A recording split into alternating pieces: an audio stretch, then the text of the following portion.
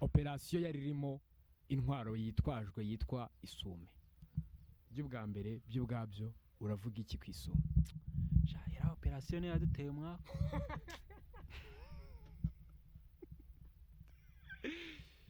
Iriya operasiyo yaduteye umwaka. Buriya reka nkwereke kuri profile mfiteho ifoto ya profeseri, ariko abantu banyibeshyeho yuko ari jye wenda wa creatinze iriya operasiyo inyuma. Rero njyewe umunezero wanjye wa mbere no kumva ko mfite abantu banyumva.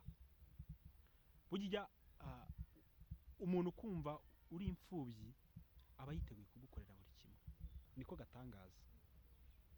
Hari igihe ujya kubona ukabona kuri social media umuntu arakwanze nta kintu mupfuye pe gusa pe, kubera iki ntago mbizi, nanjye ntago nakwe expressing iyo teori ukuntu bimeze.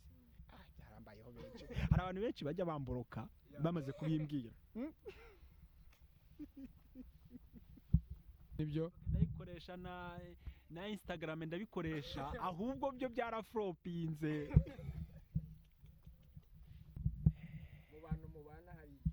Mu bantu hariya tubana hariya rero harimo abana bafite followers nkeya. Bari abana nibo babi, uzi ko bari abana bashyiraho ikintu ukabona buriya rega nago kugira followers nyinshi ari byo bivuze yuko ubwo ari wowe uburenzi. Hari abantu benshi banyanze, ariko abantu banyanze ni abantu badakunda joke. Kuko njyewe nkunda Amavubi, ndanayakunda pe, match narayirebaga. Ahubwo iyo turi hariya hantu uba ugomba kugira specialite yawe, ugomba kugira ukuntu uhagaze. N'ubundi niyo nakwandika iyo tweet ntago bivuze yuko Amavubi iyo tweet ibugenda ikayahindura. Njyewe ntago nshyigikira umuntu wese ushobora gukoresha platform runaka hari abantu aje kurwanya. Ahubwo koresha icyo kintu kubera ko ari wowe, hari uburyo ushaka yuko kigaragara, kandi noneho ube mu murongo w'abandi. Wishaka kuba umuntu wumva, tujya tubibona kuri social media abantu barwanya, ujya kubona ukabona hari abantu bari kuvuga ibintu bapfobya jenoside, ukajya kubona hari abandi bantu baba bari kubasapotinga. Icyo ni ikintu ngiyewe ntajya ntorera, ni ikintu ntajya nemera. Niyo nkubonye nkabona kuko uzi ko mfite public figure cyane, ugashaka gushyiraho izina ryanjye, bigenda kubloka. Urubyiruko cyane cyane abantu nabonye imbuga nkoranyambaga abantu basigaye bazikoresha bari kwiga banarangije. Ariko niba inama natanga iya mbere joininga social media ufite intego. Iya kabiri joininga social media ufite umwihariko wawe.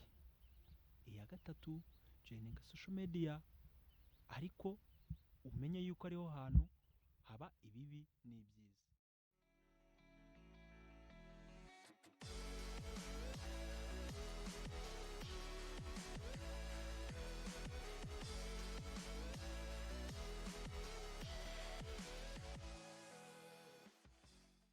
turabashimiye cyane mwe mwese mukomeje gukurikirana katikatitv. Uyu munsi twakomeje kugenda tubazanira abasitari bagiye batandukanye. Uyu munsi twabazaniye umwe mu basitari bakomeye cyane. Ariko nawe baretse gukabya. Ntabwo ntabizi. Urakabije cyane, ahubwo ugomba kwica amande. Araza kuza gutangira twibwira, atubwire byinshi kuri we, atubwire byinshi ku buzima bwe. Ni umwe mu bantu twavuga ngo bamaze kugenda bafata imbuga nkoranyambaga koko. Abeshye wenda nshaka kuvuga yuko utabeshye cyane, ariko urebye kuri kwikuraho ibi, urebye ni kuri platform imwe ya Twitter, ariko nta handi hantu nzwi sibyo kuri Twitter. Kandi nabwo uramutse ubajije umuntu ati Dominique ninde, nta muntu wamumenya. Bazi username ya Twitter. Araza kugenda atubwira amazina ye, atubwire imyaka ye cyangwa se na family relation. Ndabibabwira ko mvuze imyaka. Ndabibabwira ariko nyine iyo umuntu ashaje aba ashaje.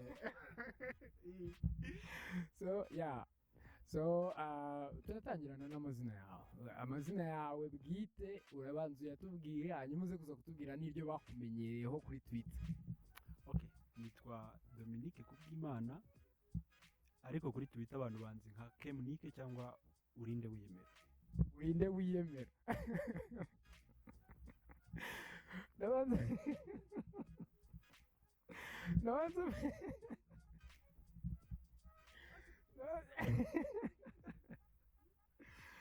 ndimo ndaseka akazina kari aho ngaho.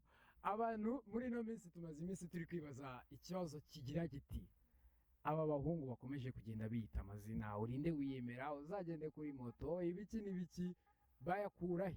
Urinde Wiyemera ryaje rite, ryazamutse rite? Yewe ku ruhande rwanjye nshaka kuvuga Urinde Wiyemera nk'ahantu ryaturutse ku giti cyanjye, ariko abandi ntabwo manzi ahantu babayakuye. Ariko burya buri muntu agira username bitewe n'ikintu gitumye arigira. Nanjye nka Urinde Wiyemera ryaje mu kwezi kwa 4 mu gihe twari turi kwibuka jenoside yakorewe abatutsi. Urabizi ko ari nabwo muri kiriya gihe lockdown, mu guhera mu kwa 3 aribwo lockdown yatangiye. Burya ni nabwo abantu batangiye gukoresha platform ya Twitter cyane cyane urubyiruko. Ubundi twari tuyizi nkaho ari y'abayobozi. Noneho njyewe Urinde Wiyemera kugira ngo byumve, urumva uzantu byaturutse. Ubundi kuri Twitter nitwagaho Dominique bisanzwe. Yangije mbaza umuntu ndamubwira nti, namusanze kwa kundi muri direct message, musanga aho ndamubwira nti wamfasha ukaritweetinga aka kantu kuri musanze muri direct message muri DM ya Twitter. Arangije arambwira ngo genda numara kugira aba followers uzagaruke unsabe ubufasha nzabuguha. Icyo gihe yabaye nk'unkanguye, nigeze no kubyandika ejo bundi, nabyanditse ari nka story ndende warayibonye, ndayandika kuko n'abantu bose, abantu benshi bagize impression kuri iyo tweet. Noneho icyo gihe byahise binyereka ati why not nshobora creating aba followers banjye, nkakora content, nkakoresha nkagerageza kugira interaction n'abandi ba tweets, kwenda nagira aba followers. Icyo gihe yarampumuye, amaze kumumura nibwo nahise ntagerera abana, okay right now I can start for this, natangira nanjye nkubaka platform yanjye ya Twitter. Kuva icyo gihe guhera uwo munsi nibwo nakomeje, nta muntu nigeze mbwira ngo nkeneye aba followers nka kuriya abantu babigenza. No, njye nabikoze ku giti cyanjye, ndagerageza nkazajya nshyiraho content. Umunsi wa mbere kagira like 0, wa kabiri paka, nyuma y'amezi uko ngerageza gushyiraho tweet nziza, abantu bose bakamfunga bakabata, oh wow uyu ninde. Ariko anana n'abantu bagakururwa na ryazina Urinde Wiyemera. Naho ngaho ni kuri Urinde Wiyemera byaturutse, naho ngaho byaturutse urebye. So Urinde Wiyemera uraje winjiriye ku itike yo kuba umuntu akubwiye ati njyewe uzangaruka imbere ari uko wujuje aba followers benshi. Uwo muntu wigeze wongera kumugaruka mu maso? Reka ko kugeza uyu munsi ahubwo murusha aba followers, aracyari aho ngaho ajegajega kigerageza kurwana ko wenda yazanshyikira, ariko wenda ashaka kuba atabyibuka kuko sinyangira inzika. Ashaka no kuba atabyibuka yuko icyo kintu nigeze kukimbwira, kuko icyo gihe yakimbwiye nitwa Dominique, ariko ngubu nasubiraho nitwa nka Urinde Wiyemera. Yego, Urinde Wiyemera ryaturutse. Ubu ngubu umuntu akubwiye ngo umusubire mu maso umubwire uti nagarutse nka Urinde Wiyemera Dominique, wasubirayo? Nasubiraho nkamubwira yuko yampumuye. Yaguhumuye? Yampumuye akanyereka yuko ibyiza aho kudepanda ku bandi wakwigira. Nagakwiye kuba independent, nkimenya nkamenya ko ari njyewe wifite. Burya buri kintu cyose kirashoboka, naje gusanga buri kintu cyose gishoboka. Buriya akenshi iyo hari ubufasha utegereje ku muntu, urakomeza ugacika intege, urakomeza nyine akaba ari we utegereje ubufasha. Ariko iyo uzi yuko ari wowe icyo kintu uribuze kukikorera, uribuze kukirwanaho, ushyiramo imbaraga zishoboka zose. So dutangira neza noneho so ndagira ngo noneho nkubaze briefly Dominique, ndagaruka muri Dominique sindi witengera muri urinde wiyemera. Dominique ni muntu ki? Ni wavuye he, waturutse he, wavutse ryari? Dominique rero buriya ashaka kuba arimo nk'ibice nka bitatu.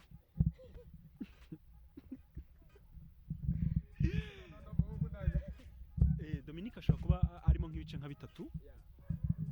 Hari igice cya mbere gishaka kuba hari ukuntu kibabaye ukuntu, hari n'igice cya kabiri kiba gifite ukuntu kitabyitaho, hari n'igice cya gatatu iyo ngerageje kwibuka ibyo byose mbihuriza hamwe ariko ahita numva ni ibintu bisanzwe. Igice cya mbere Dominique ni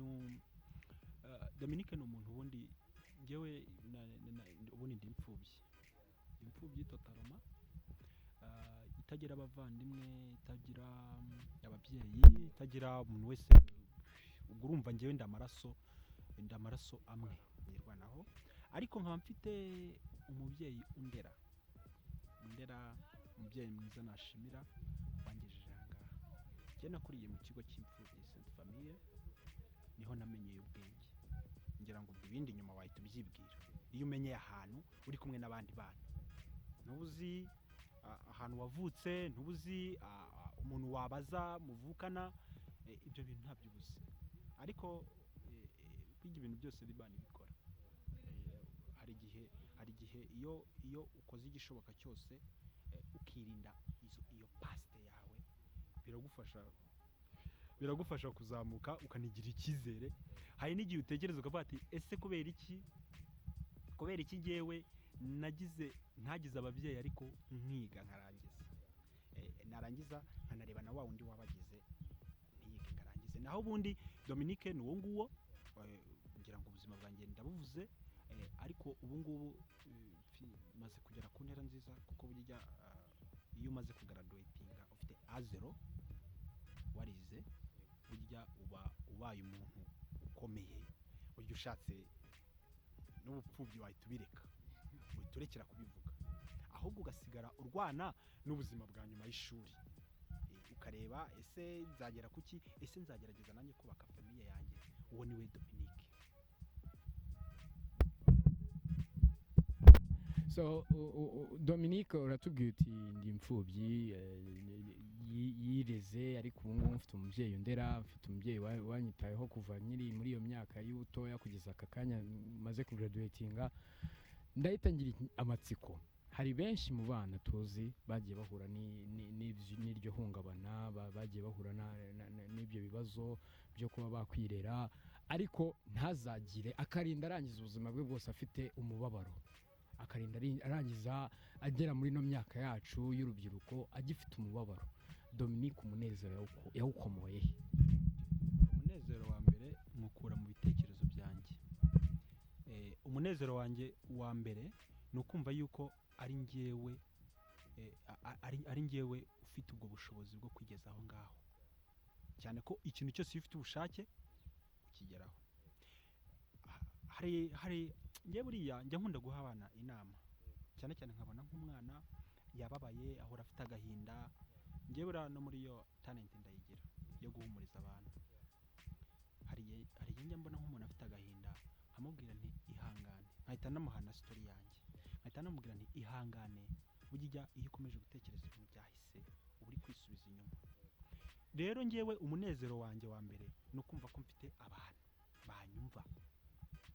Burya umuntu kumva uri imfubyi aba yiteguye kugukorera buri kimwe, nubwo imfubyi burya tutajya dushima.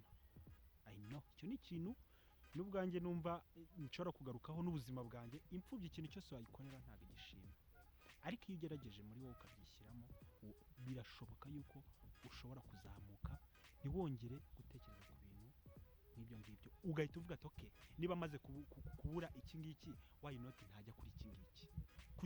Kuki niba amaze kubura umubyeyi wanjye, niba mbonye umfasha, kubera iki ntakomezanya n'umubyeyi wanjye umfasha? Naho ngaho nkuru umunezero. So abantu rero noneho turakomeza ubuzima bwose ubaye nibyo koko waciye mu buzima butari bworoshye muri icyo gihe cyose, ariko turaje turakumenye mu mwaka wa 2020 Dominique rivuyeho. So nari ndi kukubaza nti social media wowe nka urinde wiyemera uzifata ute uzakira ute? Social media ni ahantu ushobora ku expressinga thoughts zawe cyangwa yego ukamenyana n'abantu batandukanye, wamenyera niho hantu ushobora kumenya yuko hari abantu beza ndetse n'ababi. Abantu beza ukahita umenya yuko niba n'abanzi wari ufite buryo ugomba kubagira, kuko hari umuntu buri gihe uzaza aje kurwanya ibyo ukora, kabone niyo wakora ikintu cyiza akaba adashaka kumva yuko wakoze ikintu cyiza, akumva yuko wakoze ikintu kibi. Icyo nicyo nita social media, ahantu nyine umenyana n'abantu, ahantu we expressing igitekerezo cyawe umuntu akakibona atakuzi, atari ngombwa ngo umwicare imbere cyangwa ngo umusange, warakimenya kubera ko wacyanditse. So social media tumaze kumenya uko wowe nka urinde wiyemera uyifata, ariko by'umwihariko ntabwo uri muri social media zose, nturi muri Facebook, nturi wenda ukoresha WhatsApp nibyo? Ndabikoresha na Instagram ndabikoresha, ahubwo byo byaraflopinze. N'umukinnyi wa flop. Iro kuri kwibara naraflopinze. Buriya reka nkwereke. Uziko hari abantu bakomeye kuri za Instagram, aza yagera kuri Twitter nyine agasanga natwe turi ibyamamare, ahubwo agasanga na hantu yamenera, cyane rwose niko bimeze. So nari ngiye kwita nganisha kuri Twitter ni ikintu wowe ku bwawe nka urinde wiyemera aka kanya nkubajije ngo gifata ute, wagifata ute? Twitter ni ahantu utarebye neza abantu bakunyuzamo ijisho. Birashoboka ko abantu bakunyuzamo ijisho, kandi birashoboka ko abantu nanone bakumenya nk'umunyabwenge. Twitter rero ni ikintu numva ko ni platform umuntu akoresha atanga ibitekerezo bye, ariko nanone akagerageza kwimpressiona abamukurikira, bakabona yuko ikintu ndi gukora ise nicyo, kuko hari n'abaza bakambwira ati ikintu wakoze ntago ari cyo, ahita mbyumva koko kandi nkabyumva. Nicyo rero Twitter ni urubuga abantu batangamo ibitekerezo byabo, ntago rukiri urubuga rwa politike gusa, ahubwo ni urubuga buri muntu wese afitemo uburenganzira bwo kwandikaho, bwo gutanga igitekerezo, kandi bakanamwumva. Ujya ubona ama-challenge menshi ajya akorwa kuri Twitter, kandi zose zikagira impact. Ako kanya ukimbwira ko ati ntabwo Twitter ikiri y'abapoliticiens, ntabwo ikiri ya politike gusa, mpise ngira kandi kantu. Twitter twayimenye nka politike, twayimenye nk'umurongo ushobora kudufasha kumenya amabwiriza ya leta, kumenya amahame mashyashya ya leta, kumenya ibintu byinshi bigendanye na leta bishobora kuba byatugiraho ingaruka nziza runaka.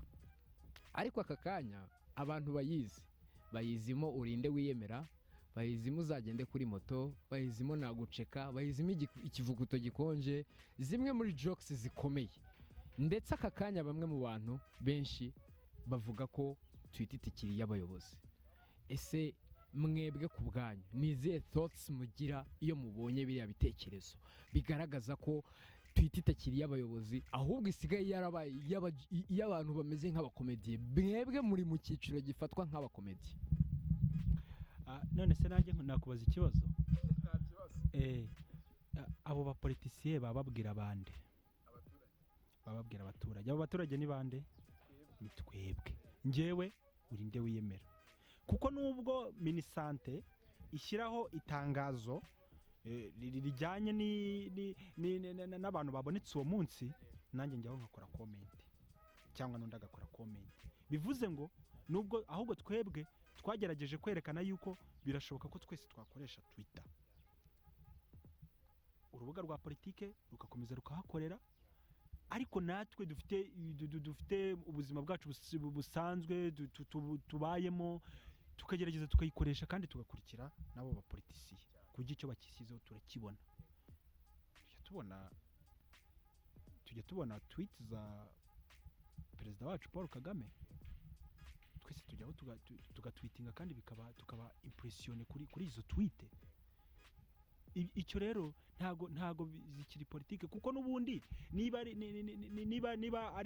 ari institution ya leta runaka ishyizeho tweet ntago n'ubundi igomba kuzasubizwa n'indi institution ahubwo izasubizwa n'abaturage abo baturage rero ni twebwe ahubwo twishimira yuko ahubwo hajemo noneho indi version ubu hajemo indi version ubu yabaye nabyita ko yabaye update kuko natwe twinjiyemo twiyenseyemo birashoboka yuko abapolitike baza bagashyamo ibyabo natwe noneho abantu baba muri social life duhora duseka duhora twishimye natwe tugakoresha Twitter nkaho ari ubuzima bwacu.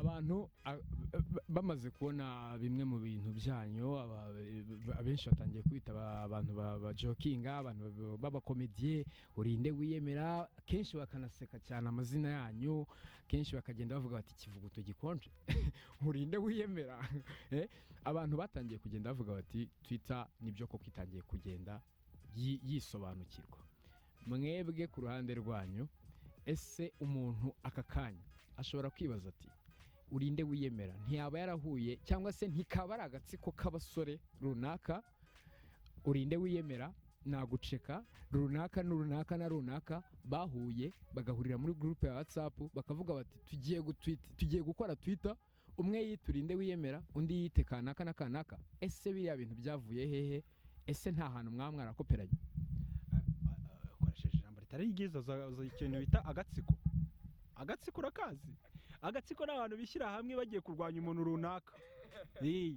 ahubwo nka group reka nkwereke nje nitwa hategeka imana kuri Twitter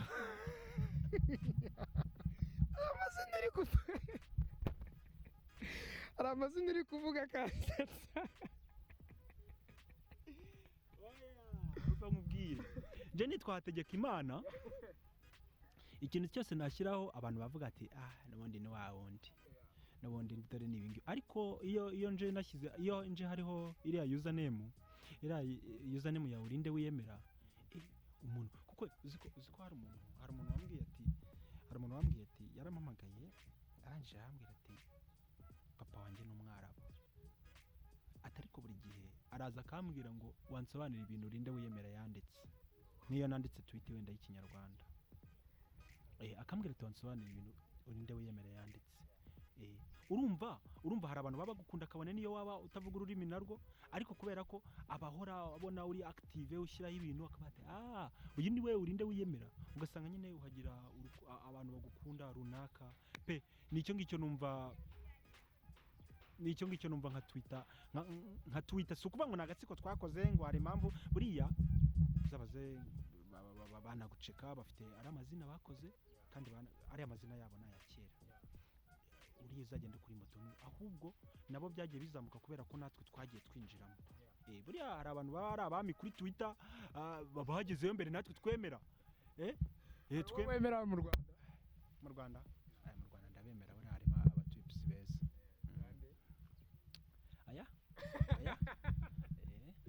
atubwiye amazina nkabi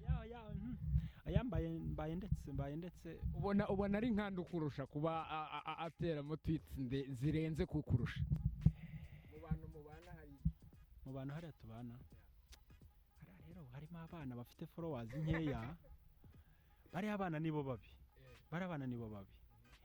uzi ko bari abana bashyiraho ikintu ukabona buriya rega ntabwo kugira followers nyinshi aribyo bivuze yuko ubwo ari wowe uburenzi ahubwo hari abandi bana usanga afite followers nkeya ariko kubera tweet se ashyiraho ukabona n'umwana ufite vision ukabona ntabwo nshaka kumentioninga ariko bamenye ko bahari mbabazi buri gihe nkorana nabo nagera no kuri tweet ye kubera uburyo ari nziza nka retweetinga ninzajya nyiri tweetinga cyangwa nanjye akabona nayigize impression nuko nanjye iyo tweet mba nabonye kare nziza nabundi ntago abanemera cyane hari anemeramo abantu benshi ntago ari ngombwa ngo bamentioninge cyane ariko barahari nemera ugarutse ku kantu keza ati hari abana njya mfasha nanjye ubwanjye iyo mbonye bagifite followers bakeya ariko mbona ko bafite vision igaragara ni nk'iki kintu ushobora kubabwira ni nk'izihe nama ushobora kubagira kugira ngo nabo babe bagera nko kuri urinde wiyemera hari igihe tujya dukora, hari nk'igihe iyo ugize ba followers runaka dukora celebration, nkandika ati mwarakoze rwose kumfollowinga 10,015 mwarakoze kumfollowinga, ukabona umuntu atsanze DM akambwira ati none se wanjye ibi bintu nzabigeraho, nangize nkamubwira nti wowe komeza ukore, komeza ugire interaction with tweets, uzageraho nawe ubigereho. Nanjye nuko byatangiye, nawe akumva yuko afite izo mbaraga, agakomeza agakora, akagenda azamuka. So ntaragera kure n'ubundi ni Twitter tukiriho, n'ubundi nicyo kiganiro cyacu cyaje uno munsi. Hari na part 2 tuzagarukaho y'ubuzima bwawe bwite bwihariye. Ndaza kuza kukwegera cyane nkubaza Amavubi ariko wamenye ibyabaye. baradutsinze we. Badutsinze se ariko wari ukurikiye Guinea. Okay. Icyo kibazo rero buri yangize n'amahirwe reka nkivugeho. Hari abantu benshi banyanze, ariko abantu banyanze ni abantu badakunda ni abantu badakunda joke, kuko ngewe nkunda Amavubi ndanayakunda pe, match narayirebaga. Ahubwo iyo turi hariya ahantu uba ugomba kugira specialite yawe, ugomba kugira ukuntu uhagaze. N'ubundi niyo nakwandika iyo tweet ntago bivuze yuko Amavubi iyo tweet bugenda ikayahindura, n'ubundi resulta bari kubona bagomba kuyibona. Ahubwo macha kureba umuntu uri scrolling areba Twitter, ese nakomeza akabona ibintu bimwe arahita yifunga, ariko nagera agahita asanga ndi kuba ati oye Guinea batsinde ajya kubona ahita bata agahita komante wakinwe akananuka ngo ngenda nakwanze ngo ngiye guhita nanagukorera ni follow. Amubwira nti rero n'ubundi ngewe amubwira ni none se uragira ngo bigende bite ko ngiye mfana Guinea, akomeza ngashyiraho tweet nushaka nzanabikwereka kubirebe. Je nageragezaga kubyo n'abantu bagize ngo mvuka muri Guinea, abantu bakaza kamwe ngo bakwake nationality se urayinyaka kugira ngo ni ngombwa se ngo twese dukunde ikipe. Ndayikunda, ahubwo ngiye macaka kwerekana specialite mu bintu mba ndimo ndakora. Nicyo ngicyo abantu bazi ko nanze u Rwanda, ariko simba Rwanda kuko nanjye umunsi batsinda narishimye. So turagiye ndakubaza utuntu dukeya twanyuma na nyuma. Operation Mr Professor no operation yagaragayemo nari ngiye kongera gukoresha ijambo agatsiko, ariko reka mvuge nti groupe y'abasore runaka cyangwa se abagabo runaka bagiye bapanga umupango wo kuba baza kuza gusohoka mu gihe cyose Amavubi yabatsinze. Operation yari irimo intwaro yitwajwe yitwa ISUME. By'ubwa mbere by'ubwabyo uravuga iki ku ISUME? Ira operation yaduteye umwaka.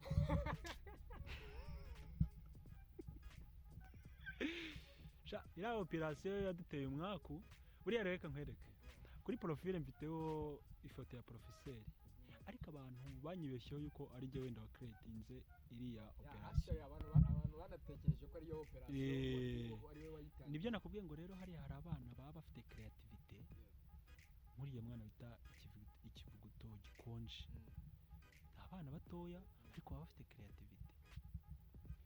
Niwe wayikoze, abantu bose baraza barayigana, ariko abantu bose bagize ngo ni njewe wakoze iriya operation kubera ko banziho kuri profile ya professeur. Ariko nyine muri babana nibyo nakubwiye, babana ni creativity ikorwa. Buriya nicyo nakubwiye ko Twitter bari bose bayikoraga, umuntu akaza agahereza ese ko akabaza ikibazo n'undi agahita ashaka umupango kiri bukorwemo. No kuvuga ngo nicyo kiza cya Twitter, nta muntu n'umwe ubuziranye n'undi, ahubwo buri bantu iyo mwinjiye muri sije murayihuza.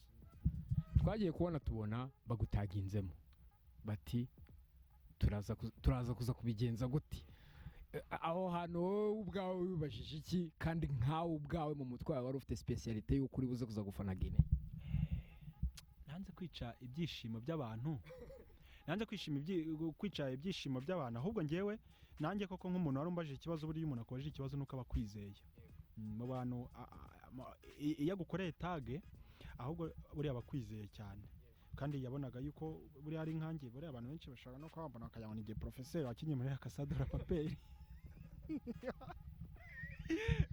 kuriyemera koko noneho yarantaginze agira ngo arebe koko icyo mbivugaho nanjye nzanunganira nabo nanjye kuko mbabwiye umupangu w'ukuntu ibintu biri bugende turakomeza niyo ntuza nta rundi rwango ntaki ahubwo ngewe nkora ibintu kugira ngo buri muntu wese naza kubona aze kubata urinde wiyemera ndabona we yahisemo gufana GUINEA ahubwo buri muntu wese agasacinga username yanjye avuga ati reka turebe none ibyo ari kwandika kuko badutsinze buri muntu akagenda akabona ati oye twatsinze ngana ku musozo ndacyagana ku musozo ariko ndarangije noneho mfite utubazo nka tubiri two kukubaza twa nyuma na nyuma umaze kubona ko urubyiruko rwinshi rurimo rurakoresha social media by'umwihariko twagandukiye cyane cyitwa Twitter ni iyihe message uhereje urubyiruko bari kugana Twitter bari kugana social media muri rusange?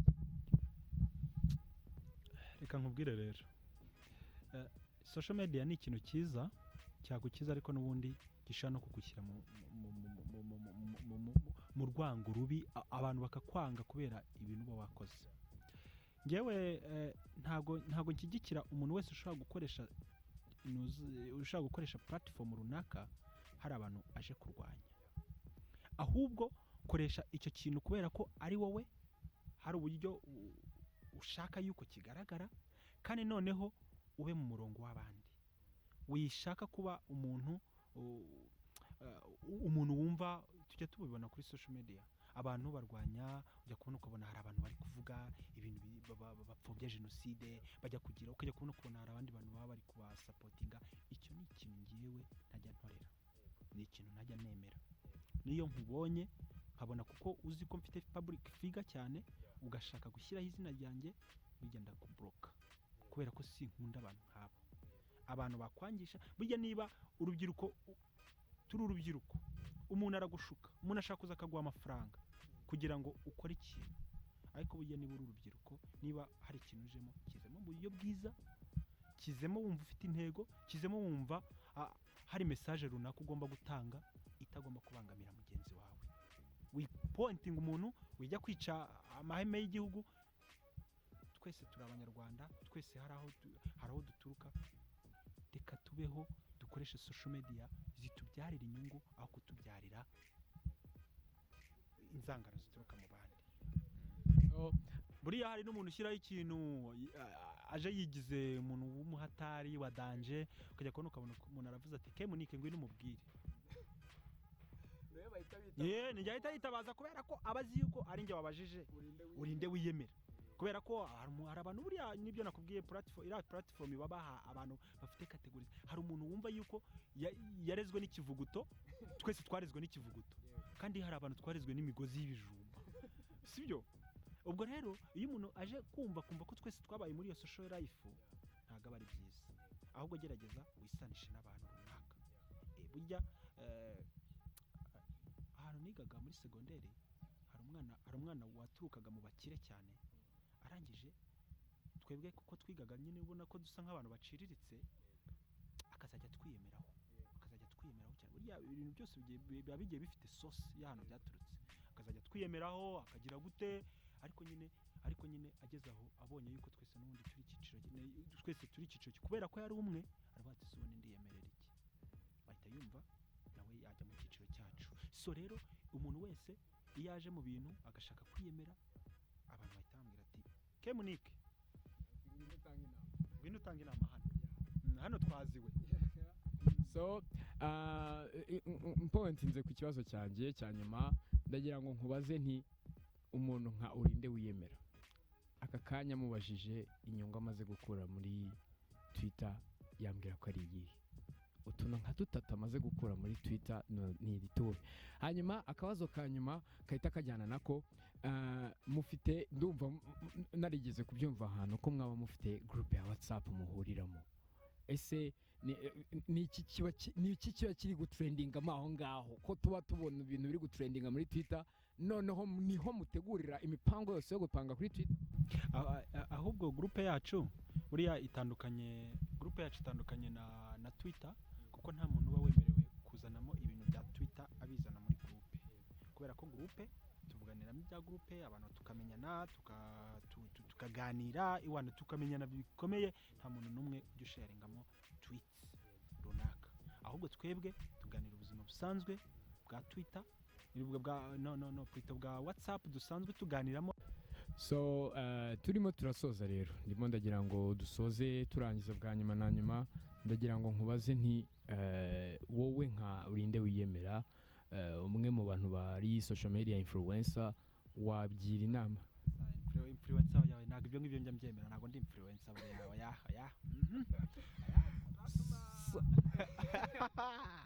dazatuma izindi influencers zinjyana ahantu zikavuga ngo ntabwo ni influencer. So nk'umwe mu bantu bakoresha urubuga rwa Twitter cyane ndagira ngo ugire inama urubyiruko abana ikiri bitoya bakoresha nabo izi mbuga nkoranyambaga by'umwihariko Twitter. Urubyiruko cyane cyane abantu nabonye imbuga nkoranyambaga abantu basigaye bazikoresha bari kwiga banarangije ariko niba inama natanga iya mbere joininga social media ufite intego. Iya kabiri joininga social media ufite umwihariko wawe. Iya gatatu joininga social media ariko umenye yuko ariho hantu haba ibibi n'ibyiza kandi social media niho hantu tuzigira imico mibi, social media niho tuzigira imico myiza. Nahawe nk'urubyiruko cyangwa njyewe cyangwa uriya tunganya imyaka kugira ngo afate content imubereye, content imujyana ahantu heza, content itamushuka kuko urabizi social media niho hantu nk'ubu tujya tubona abantu bamwe bapostinze ibintu by'amaprono ibintu ntago bira bintu nabihamagarira umuntu ngo ubipostinge cyangwa ubirebe bira bintu nibyo bitwica mu mutwe. Rero niba urubyiruko niba ufite gahunda joininga social media ikubere ikubyarira inyungu aho kugira ngo ikubyarire amakimbirane. Niyo nama nabaha. So urakoze cyane urinde wiyemera cyangwa se Dominique nkuko twakumenye ku mazina yawe ya urinde wiyemera kuri Twitter. Twizere ko abanyarwanda umunsi bazongera no kugukenera mu kiganiro gikurikiyeho bazakubona. Anytime nzaboneka kandi nanjye ndabashimiye kuba mwanekerejeho. Urakoze cyane namwe murakoze mwese mwari mukomeje gukurikirana Katikati Media TV. Ngewe wagezaga ikiganiro ni Kevin Lugamba aka umwami Rugamba wa nyuma. Thank you.